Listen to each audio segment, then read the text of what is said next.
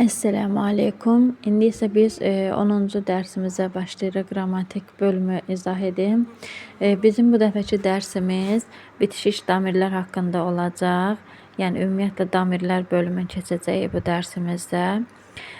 Belə deyim ki, damirlər həm ayrı yazıla bilir. Yəni damir deyəndə belə deyim, şəxs əvəzlikləri bizim dildə götürsək şəxs əvəzlikləridir. Və ərəb dilində olan şəxs əvəzlikləri hallanmır. Yəni hər hansı bir hərf cər olsun, feil olsun, fərqi yoxdur da, nə olur olsun, onların son əlamətləri, son halları dəyişilmir. İstir kəsra olsun, istir fəthə olsun, heç biri dəyişilmir. Necə görürsünüzsə o cürünə də yazılır. Və bu cürünə şəxs əvəzlikləri, bu cürünə damirlər iki yerə bölünür. Ayrı yazılan şəxs əvəzlikləri, yəni munfəsil damirlər adlanır. Bitişik yazılan şəxs əvəzlikləri isə muttəsil damirlər adlanır. Yəni həm damirlər ayrı yazıla bilir, həm də bitişik yazıla bilir. Ayrı yazılan şəxs əvəzliklərimiz, məsələn, ənə mən deməkdir, əntə sən deməkdir kişi cinsində, ənti sən deməkdir qadın cinsində, huvə o deməkdir kişi cinsində, hiyə o deməkdir qadın cinsində. Bunlar ayrı yazılan münfəsil damirlərdir. Bitişik yazılan damirlər isə mənim, yəni artıq desəm, mənim orada yə gələcək. Hər hansı bir şəxs əvəzliyimiz artıq ənənən belə deyim, ayrı yazılan, yəni ənə bitişik yazılırdısa, artıq onun daha çox ənə ayrı düz deyirəm də, ənə ayrı yazılırdısa, onun bitişik damiri yə olacaq. Əntə ayrı yazılırsa, onun bitişik damiri kə olacaq. Ənti ayrı yazılırsa, onun bitişik damiri ki olacaq. Huva ayrı yazılırsa, onun bitişik yazılanı hu olacaq kişi cinsində. Hiyə ayrı yazılırsa, onun da bitişik damiri hə olacaq. Yəni bunlar da bitişik yazılan şəxs əvəzlikləri, yəni muttəsil damirlərdir. İndi isə biz burada lövhə görürük və bu lövhədə həm birinci şəxsin, həm ikinci şəxsin, həm də üçüncü şəxsin damirlərini göstərir. Misal üzərində, məsələn, biz dedik ki, ənə ayrı yazılır. Əgər mənim kitabım desəm, bu zaman kitəbi artıq yəni gətirərkən bitişik damirdən istifadə etdi. Mənim kitabımda artıq ənə kitabun demirik, kitəbi deyirik. Sonra, əgər sənin kitabın desəm, yəni əntədə kəni gətirib birləşdirsəm, artıq sənin kitabın deyəndə kitəbu kə kişi cinsində olur, sənin kitabın. Qadın cinsində verməyib burada, kitəbu ki olacaq, yəni sənin kitabın. Onun kitabı nəzərdə tutulanda kitəbuhu, sonra yenə onun kitabı qadın cinsində nəzərdə tutulanda kitəbuhə bu formada istifadə olunur. Sonra biz əgər hər hansı bir təmərbuta ilə bitən sözlərdə hər hansı bir damirimizi əlavə etsək, bu zaman bağlı təmiz, yəni təmərbut təmiz çevrilib təməsbutaya çevriləcək. Yəni açıq təyə çevriləcək. Məsələn, misaldakı kimi sənin maşının desəm, səyyəratukə. Mən orada bağlı təyə birləşdirə bilmirəm. Bu zaman bağlı təni açıb, açıq təyə çevirə bilərəm. Yəni, hər hansı bir şəxs əvəzliyin, yəni açıq təyə yalnız birləşdirə bilərəm. Bu da bizim növbəti qaydamız idi. Sonra, bitişik vəziyyətdə hallanma deyir. Bitişik vəziyyətdə əvəzliklər, burada dediyi kimi, bitişən əvəzliklər qoşulmaqla isimlərin hallanmasına bitişik vəziyyətdə hallanma deyilir. Məsələn, mərfu halda götürsək, kitəbukə, kitəbikə, kitəbəkə. Bu formada hallanma olur. Həm mərfu halda, həm məcrur halda, həm də mənsub halda. Sonra və burada şəxs əvəzlikləri ilə də hərf-cərlər işlənə bilər. Məsələn, li hərfi cəri biz keçmişdik ki, sahiblik mənsubluq bildirir. Li hərfi cəri hər hansı bir şəxs əvəzi ilə birləşəndə əsasən də sözün önündə gələndə mənim var, sənin var, onun var kimi istifadə olunur. Məsələn, li hərfi cəri ilə yə gəlib ona birləşəndə li, mənim var, lik, ləkə, sənin var. Artıq burada li hərfi cəri bir dənə yə əvəzliyindən başqa yerdə qalan şəxs əvəzlikləri ilə işlənəndə artıq fəthədə olacaq. Kəsrada yox, fəthə ilə olacaq. Ləkə, sənin var, ləki, sənin var qadın cinsində. Ləhu, onun var, ləhə, sənin, daha çox onun var qadın cinsində. Sonra min hərfi cəri ilə də istifadə oluna bilər. Biz keçmişdik, min hərfi cəri dan-dən deməkdir. Burada da min hərfi cəri ilə yə şəxs əvəzliyin misal göstərir. Məsələn, min plus ni gələndə, yəni minni, məndən bu formada istifadə olunur. Sonra fi hərfi cəri ilə də istifadə oluna bilər. İlə hərfi cəri ilə də, alə hərfi cəri ilə də istifadə oluna bilər. Misal olaraq burada da misallar da verir. Fi birləşəndə yəyə olur fiyyə, yəni məndə. İləyyə, mənə tərəf. Aləyyə, mənim üzərimdə. Bu formada istifadə olunur. Sonra burada qadın cinsinin təkidir istisna olmaqla üçüncü şəxsin tək və cəm bitişən əvəzliklər. Deməli, burada siz düzdür cəmi keçməmisiniz. Sadəcə burada məsələn misal olaraq verib ki, hu, hunnə, hum. Bunlar inşallah gələcəyin dərsləridir. Deyir, kəsra və ya yəni yə hərfində sonra yəni bunlar artıq çevrilir. Məsələn, baxın, fi burada verir, hə ilə birləşəndə artıq fihi. Yəni biz burada yəni oxumuruq. Sadəcə orada sükunlu formada gəlir, yəni olduğu kimi qalır fihi. Onda, orada və yaxud da iləyhi. Artıq burada yəni oxuyuruq. İləyhi, oraya, ona tərəf. Sonra alə, aleyhi, onun üzərində. Artıq gördüyünüz kimi burada üçüncü şəxslərdə gördüyünüz kimi yəni biz açıq şəkildə oxuduq.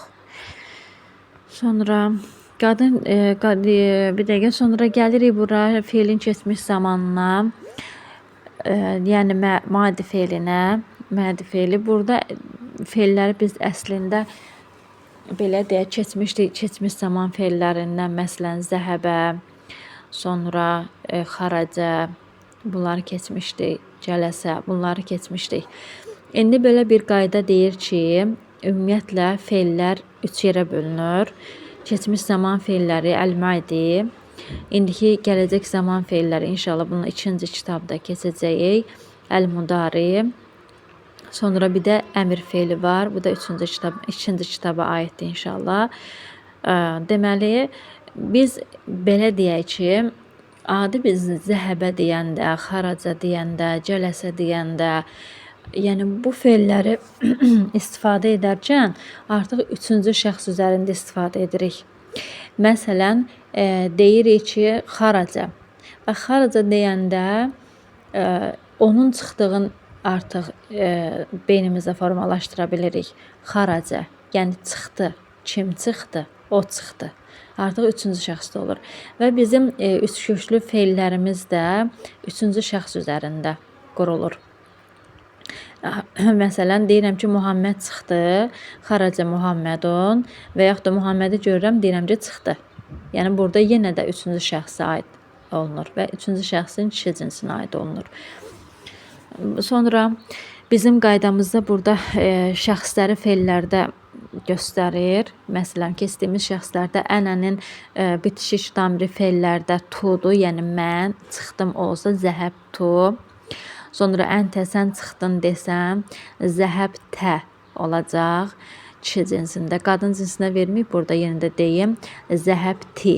Əntinin deməli feili burada bir şəxs əvəzliyində zəhəb ti olacaq.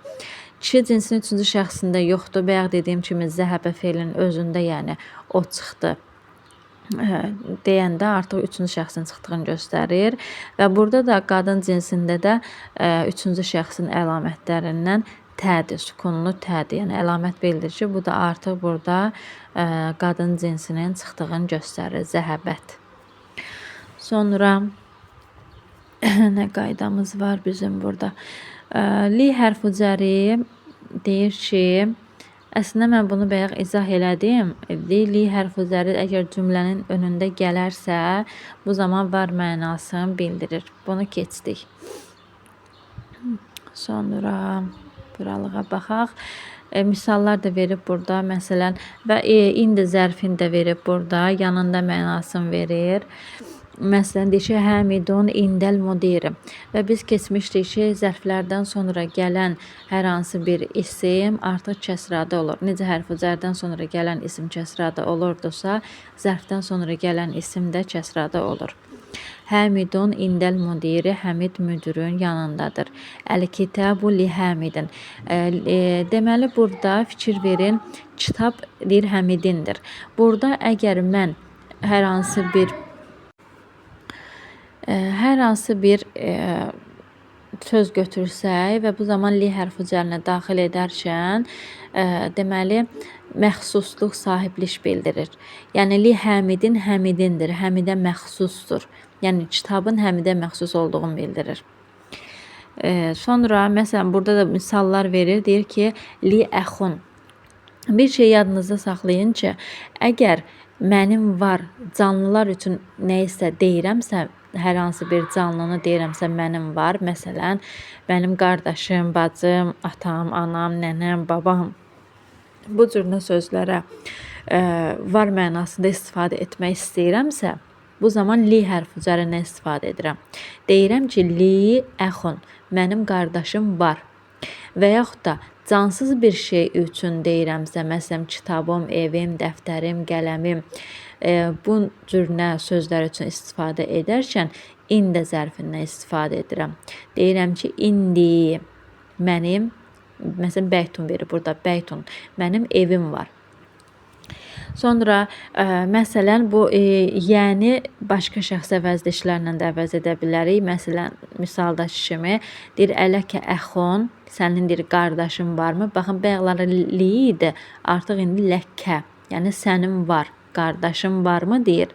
İnkar etsə deyirik lə, sonra lədən sonra mütləq məni gətirməliyik, yəni inkarı göstərmək üçün. Lə, mə li əxun, xeyr, mənim qardaşım yoxdur. Sonra cansız üçün istifadə edir. Deyir ki, ələki, daha da indəkə qələmun, sənin qələmin varmı? Mələ, burada da inkar eləyəcək. Deyir ki, lə, mə indi qələmun, xeyr, mənim qələmim yoxdur. Sonra baxın, belə bir qayda da var ki, əgər hərf-i cəllər və yaxud da zərflər cümlənin önündə gələrsə, var mənasını verir. Məsələn, aləl məktəbi kitabun, stolun üstündə kitab var. Və yaxud da əməməl bəyti səyyəratun, evin qarşısında maşın var. Sonra əxun və əbun sözlərindən burada istifadə olunur. Bu cür isimlərdə, yəni əbun və əxun sözlərində şəxs əvəzliyi əlavə etmək istəsək, bu zaman biz burada bir dənə birinci şəxsin yəni istisna olmaqla yerdə qalan şəxs əvəzliklərin istifadə edərkən şəxs əvəzliyi ilə əbun və əxun sözlərinin arasına vav daxil olur. Məsələn, əbu desəm, əbu. Yəni Həmidin atası burada misal verirdi. Əbu Həmidin və əxukə fil beyti. Yəni baxın burada əbun sözündə vavı artırır. Yəni necə? Həmidun və Həmidin və əxukədir. Yəni əxukə sənindir qardaşın. Yəni deyir, Həmidin atası və sənin qardaşın evdədirlər. Bu cür istifadə olunur. Və yaxud da kəsrada versəm, yəni birinci şəxsdə Məsələn, Həmidin atası sənin qardaşının yanına Həmidin atası və sənin qardaşının yanına getdim. Baxın burada zəhəbtu feildir, bunu keçdi. Yəni mən getdim. İlə əbi, yəni atam. Əbi mənim atam olur. Artıq burada yəni mənim atam kimi götürülür. Həmidin və əxikə. Artıq bax xikə, əxikə. Orada artıq biz yədən istifadə etdik, kəsradan istifadə etdik. Vavdan yox, artıq kəsradan istifadə etdik. Belə deyək, yədən istifadə elədik. Və yaxud da Həmidin atasını və sənin qardaşını çox istəyirəm. Uhibbu əvnə, deməli əbə, Həmidin və əxikə, əxukə. Artıq burada əxikə istifadə olundu təsirli halda. Sonra deməli, sonu təmərrüt ilə bitən kişi adları var bu dərsimizdə. Tənvin qəbul etməyən isimlər qrupuna aiddir. Məsəl üçün, misal olaraq biz keçmişdik. Məsələn, qadın adları dedik, tənvin qəbul etmir.